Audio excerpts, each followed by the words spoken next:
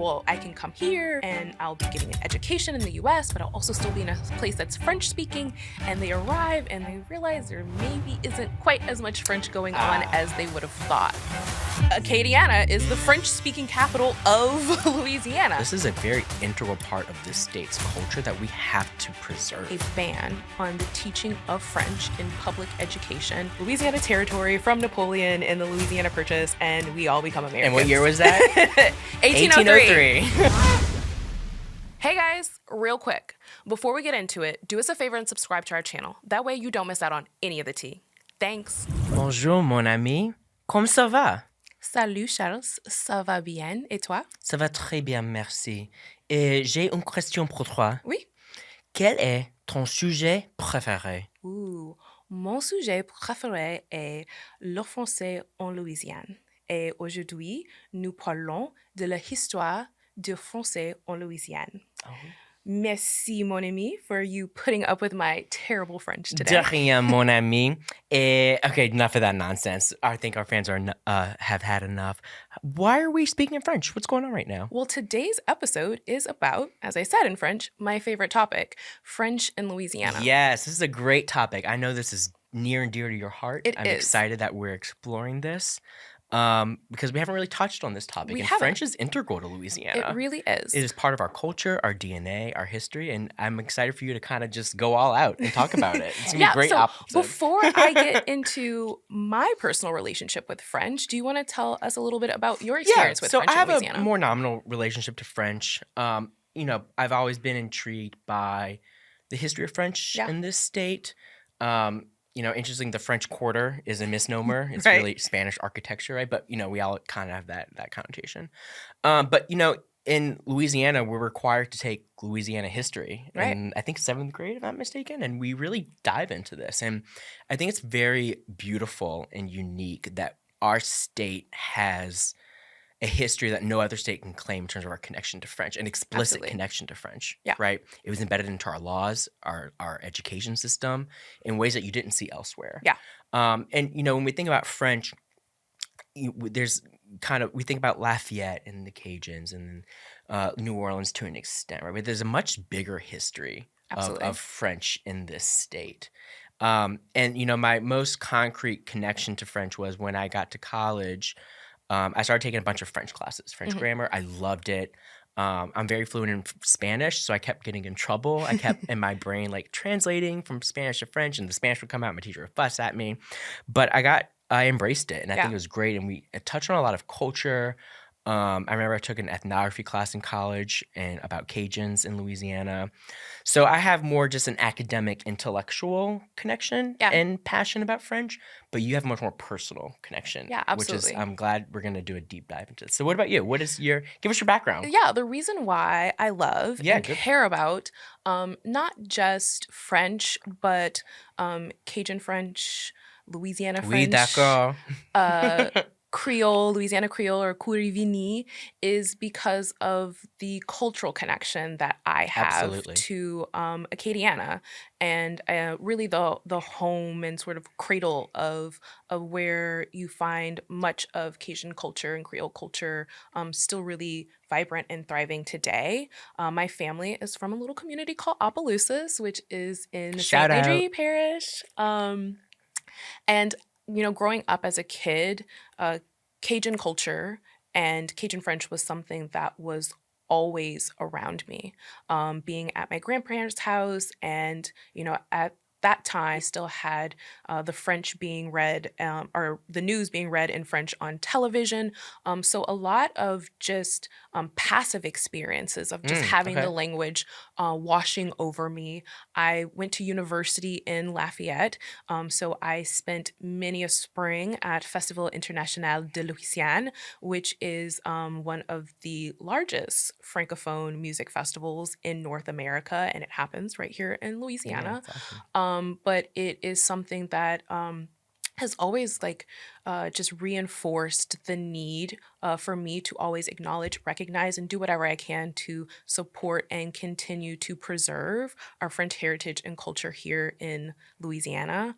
And that has only grown for me as I've started to spend more time in Quebec. Oh, So, as yep. I've mentioned before on our show, I split my time between New Orleans and Montreal, two cities that share quite a bit of history, but also two cities and two places, Louisiana and Quebec, that have handled the preservation of their French heritage very differently. And so having those two experiences has definitely made me more conscious of how I interact and how I personally work to ensure that the history of French in Louisiana isn't lost, but also that we're doing our part to continue Right. to ensure its You future. know, that's important. I think this grounds the whole purpose of why we're doing this episode, and it Yeah, goes back to preservation. absolutely. For a long time, not a long time, but more recent history in Louisiana, we've taken it for granted. Absolutely. This culture that is here, Hmm. visible. It's not it's not a small percentage of people who speak French. It's a pretty sizable percentage who speak French, and it's this recognition that wow, this is a very integral part of this state's culture that we have to preserve, Preserve, yeah. right? And that's the reason we're doing this whole episode. Yeah, So I'm glad that we kind of put it out there, our connection to French. So let's kind of just let's get dive into into it. more specific topics. So we're really going to focus on the history of education of I French think that's here because I awesome. think that's really important, and I think kind of setting the stage with a little bit of history will help. Okay. So you mentioned that most of us, if we live here in Louisiana, take Louisiana history as kids, and I think most people, when they think about Louisiana history, usually think about, Thomas Jefferson buys the Louisiana Territory from Napoleon in the Louisiana Purchase, and we all become And what year Americans. was that? 1803. 1803. And we all become We all know that in Americans, Louisiana. right? 1803. But it's not quite that simple, right? So, here in Louisiana, we were a French colony, and then we were a Spanish colony, and then we were French again, before we have the exchange of the Louisiana Purchase and we become a part of the United States. That is in 1803. And it's not until 1921 that we actually have a ban on the teaching of French in public education put into Louisiana Constitution. So almost 100 years after we're brought into the United States, are we really seeing sort of what becomes a bit of a nail in the coffin of our French language heritage, because that is sort of the stopping point of generations of people actually being educated in French, which is so important, again, in that preservation of language. When you move it from the educational sphere, is when it really starts to erode away. I think so often when we talk about French in Louisiana, people in Louisiana feel like that's something old and from the past, right? And Yeah, really antiquated, and don't actually appreciate how many people were still speaking French in large numbers here in our state up until, really the 60s and 70s and 80s, right? It's also very interesting when you think about the perception of Louisiana as French speaking by people in Louisiana versus people outside of yeah, Louisiana, that's right? fascinating.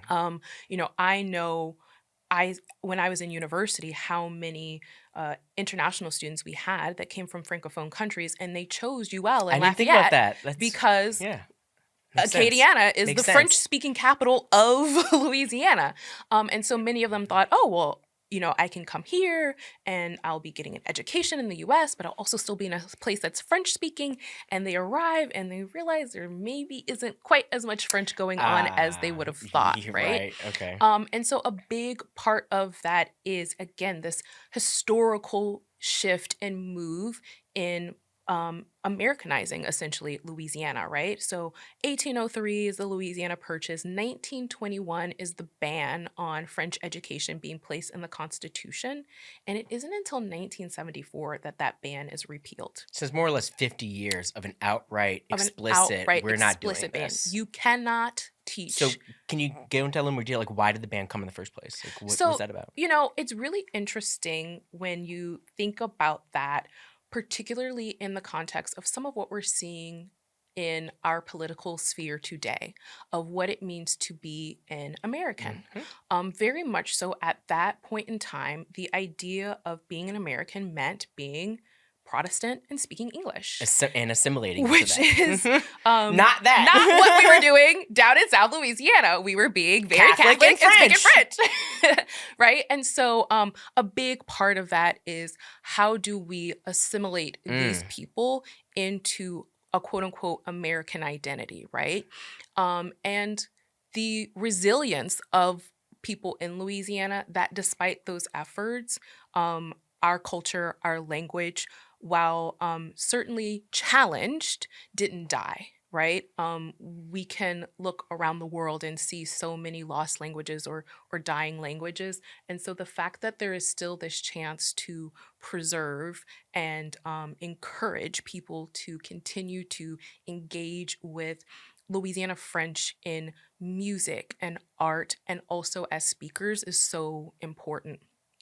And when we talk about that juxtaposition against Louisiana and Quebec, right? That difference in that was certainly tried there, right? The not Americanization, but anglicizing of Quebec, and trying to bring English there as the predominant language, and that was something that even to this day there are still laws being passed in Quebec around language and how much English can be in a place and what signages you can use and how you communicate with people in English for the express purpose of preserving French. And I know that's a much deeper, broader, wider conversation for another day and another podcast. But again, just that difference in that time frame of where we see this transition start to happen. So it's not until 1974 that ban is lifted. But in the preceding years, we start to see some interesting things that happen to sort of bring French back to life here. One of those things is that Charles de Gaulle, who was the very revered and beloved president of France, actually makes a visit to the U.S. and one of his stops is in New Orleans, and that happens in 1960. And you have quite a few newsreels and things from that time period showing the streets lined with people here in New Orleans, so excited to see the French president and being interviewed in French. Yeah. And so, which connects to today because we recently had Macron come and visit. Yeah. And I think that's a great point that you bring up, that we recently had a visit from the current president of France that aligned with Louisiana joining an organization called La Francophonie, which is a group of 88 member states and countries that are 88. Francophone nations or Francophone states. And they have the explicit purpose of engaging with each other around economic development, tourism, and education. And so with President Macron's visit, there were other cities in the U.S. that they were looking at for him to visit. And a big part of the reason why he came to New Orleans was because of Louisiana being the only U.S. state is a member of the dope. Francophonie, I right? like And that. so that is such a great position for us to be in from an economic development standpoint, absolutely. to be able to make those connections and be able to make those connections in a way that is unique to us. No other state in the Union is doing that or able to do that at this point. One of the other things we saw in this time period is the creation of CODOFIL, which is the Center for the Development of French in Louisiana. And they play a big role in all of this, CODOFIL. Absolutely. They kind of slot under the lieutenant governor. So a big part of their mission is economic development, tourism, but all through the lens of education around French. One of the things that came out of the creation of CODOFIL was a bilateral accord between the state of Louisiana and the country of France to actually bring in French teachers from France to start teaching French here in Louisiana. Which I think is just so cool that we do that. And that started in the 70s.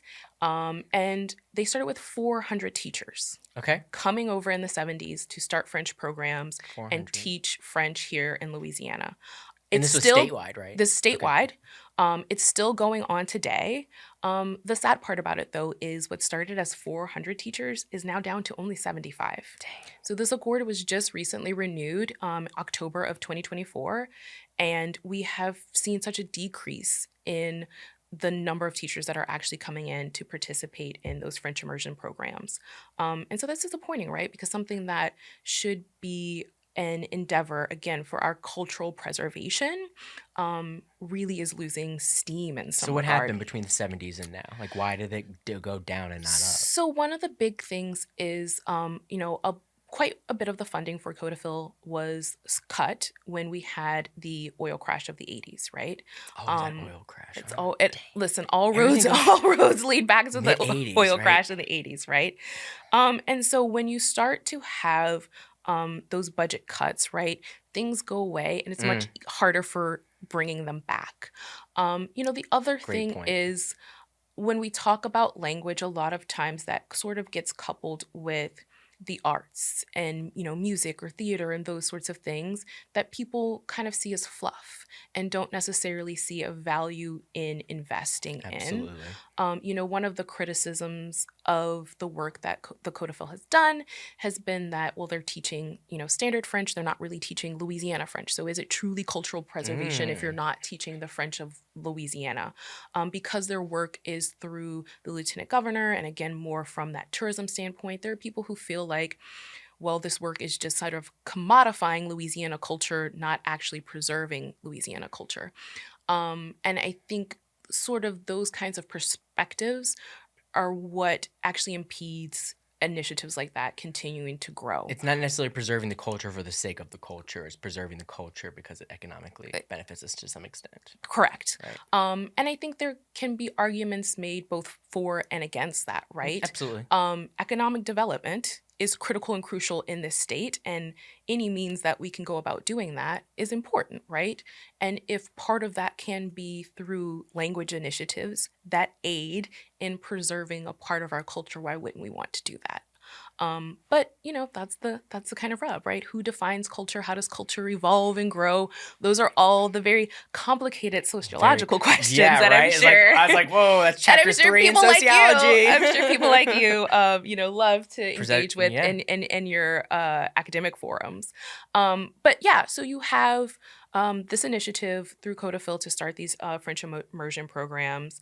We don't have nearly as many teachers today as we did when it first started, but presently across the state, we have 45 French immersion programs that are serving 6,500 students, right? So 6,500. Yeah, so this is not nothing, right? Yeah. It's still significant. It's still something. And I think it's still really important to be aware of and to make sure that people are dialing into. I think people have kind of a surface level that people kind of know it's there, right? Right. In New Orleans, you have Lycée Français, which is well regarded. You have Yeah. the International School of Louisiane, which has built a new campus. So we kind of know it's there, but I don't think people understand the extent and the degree to which this is like a program that is very impactful in many ways. And the other ways that these things can kind of trickle out into everyday life that we may not necessarily experience quite as much here in New Orleans, but you definitely see more so of in places like Lafayette. Where Terrebonne Parish. Yeah. Little things like street signs in both English and French, end caps on the streets that have maps of the downtown areas that are in both English and French. Being able to just go into restaurants, there's quite a few in the communities surrounding Lafayette and places like St. Martinville, Arneville, where you can go and receive a menu in French, receive service in French. So those things are really important. I did not know that. Again, both as cultural preservation, but also as economic drivers. When you can say to your member states in the Francophonie, we've got these services here in our state, let's encourage visitors from other Francophone countries and communities to come. Do you think we're doing that? Do you think we're accomplishing that mission?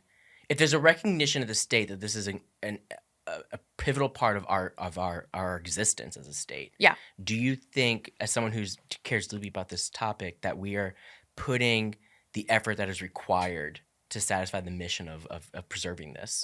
I think the effort is there with the dollars that have been provided. Okay, that's fair. However, I know, yeah, I know personally. So I mentioned, at the top of our episode about Festival International de Louisiane.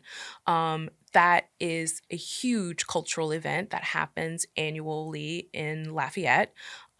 Again, it's in the spring, right? in the spring. Okay. So the first part of the reason why I think many people in New Orleans probably aren't tapped in is because it happens the Oh, first week of that's Jazz right, Fest. Jazz Fest. That Um, con but in all honesty, it's a free festival that happens in downtown Lafayette. It is, again, as I mentioned, one of the largest francophone music festivals that happens in North America.